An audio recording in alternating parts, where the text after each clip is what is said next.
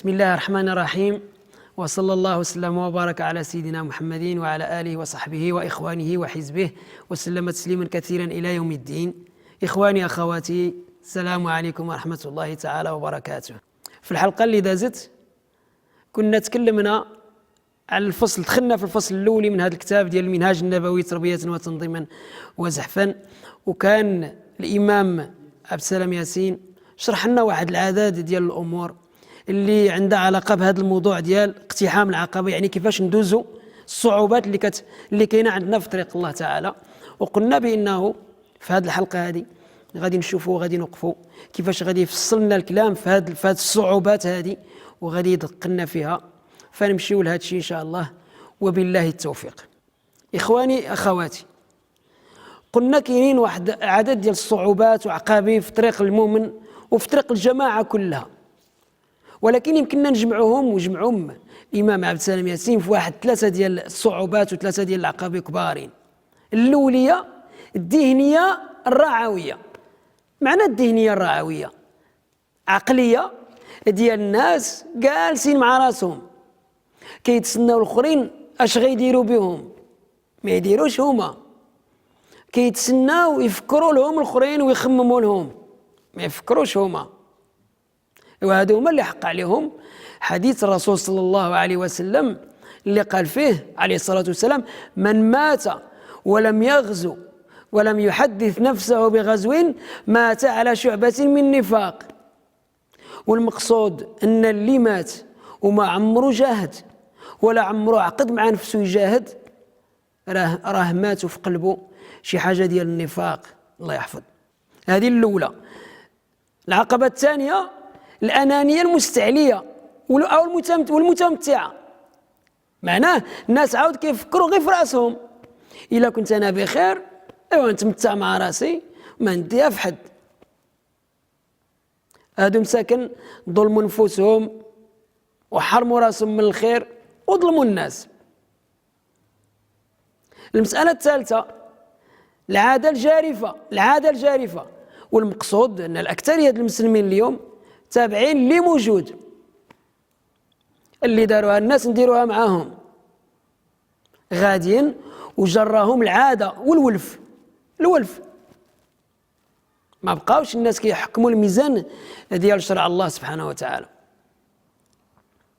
هذه 3 ديال الأمور لابد خصها تعالج وتداوى بالتربية في وسط الجماعة. خص تعالج العقول ديال المسلمين، تولي تفكر مزيان، يتعالج القلب، يداوى الداخلاني ديال الإنسان ويصفى.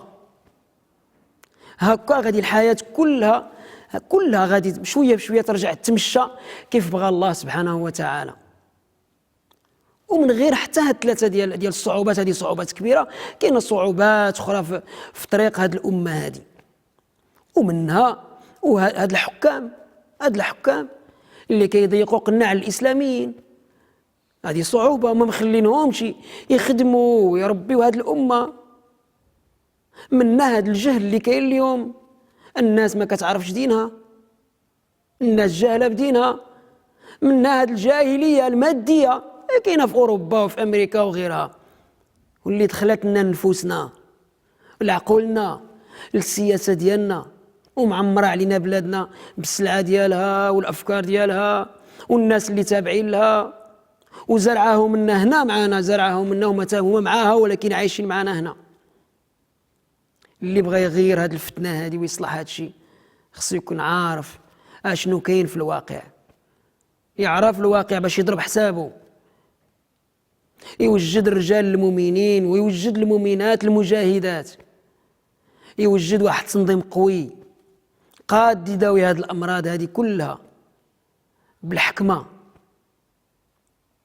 من الصعوبات عاود اللي كاينه في طريقنا أن هذه الأمة الإسلامية ضعيفة في الاقتصاد، مخلفة وفي كل شيء، والجاهلية عندها قوة ومتقدمة في كل حاجة. هاد الشيء فات المسلمين، فاتنهم ومعمر لهم العقول ديالهم، ولا الكلام على الدين والكلام على الإيمان والآخرة شكون يسمعوا؟ فإذا لابد خصنا نوجدوا رجال عندهم عقول مفقهة مزيان وقادة تتكلم مع الناس على حساب هذا الوقت وشنو بغات، ويكونوا عارفين مزيان هذا الزمان وماليه وفين غادية الأمور اليوم في الدنيا على حساب هذا الوقت، ويكونوا عاود عارفين أمر الله، فاهمين شرع الله شنو هو وسنة الله كي كتمشى اليوم. ومع هذا الشيء وقبل من هذا الشيء خص تكون عندهم قلوب كبيرة عامرة بالإيمان. أما نبقاو كنتكلموا للناس على التاريخ ديالنا المسلمين اللي دازوا وكانت عندهم قوة وانتصروا هنا، هذا الشيء ما ينفعش. هادوك رجال خدموا الزمان ديالهم، خص اش غنديروا حنا في هذا الزمان؟ اش غنديروا حنا من الصعوبات؟ عاود قدامنا هذا الظلم اللي وقع على بلاد المسلمين، وهاد الرجال المجاهدين اللي كنتكلموا عليهم قلنا خصهم يدافعوا على هذه الأمة ديالهم. لكن الحكام ماشي بيديهم، البلاد هذه بلادنا كيمشيوها وحدين اخرين دايرين يديهم مع الكفار، وهما حتى هما داخلين وكيحاربوا في المؤمنين ويحاربوا في الإسلام. إذن وهذه باش نبداو مشاكل كبيرة وصعوبات، ولكن خصنا نعرفوا ونوعاو مزيان اننا حنا اللي مكلفين نصلحوا هذا الشيء، ما نعينوش وحدين اخرين غادي يجيو وينوبوا علينا. كاينه عاود عقبه اخرى، هاد العقليه اللي عاكزه في وسط المسلمين كيقول لك وهذا الشيء صعيب، الامه مسكينه مشات وعمرها ما تصلح. ولكن اللي عنده اليقين في الله سبحانه وتعالى متوكل على الله حتى حاجه ما كتجيه صعيبه، وكيعرف ان اللي معاهم الله عمرهم يتغلبوا، واخا يكونوا قلال في الاول، وراه عمرنا ما نفشلوا باذن الله. خص غير نعملوا الاسباب على حقها، وحنا عازمين ومصممين ندوزوا هذه الصعوبات كلها ان شاء الله. وبالله التوفيق والسداد، والسلام عليكم ورحمه الله تعالى وبركاته.